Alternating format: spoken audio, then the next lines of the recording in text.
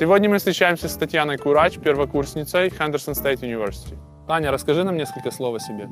Я родом из Санкт-Петербурга. Мне 18 лет, и я мастер спорта России по прыжкам в воду. Многих спортсменов, которые желают учиться в США, интересует процесс подготовки документов. Расскажи, пожалуйста, вкратце, с чем тебе пришлось столкнуться и какие у тебя были проблемы. Сам процесс подготовки документов очень прост, но для меня главной трудностью было подготовиться к экзамену по английскому языку. Ты приняла решение поехать в США. Какими были твои первые шаги? В первую очередь я начала подготовку документов со школы и колледжа.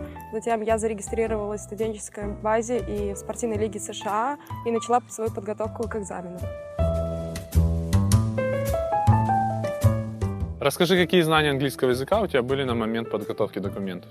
В школе я учила французский язык, и поэтому знания английского были на нуле. Как проходила твоя подготовка к экзамену по английскому языку? Я сдавала экзамен IELTS. У меня на подготовку было 7 месяцев, и я занималась репетитором 3 раза в неделю по 2 часа. Насколько сложным оказался экзамен и все ли у тебя получилось с первого раза?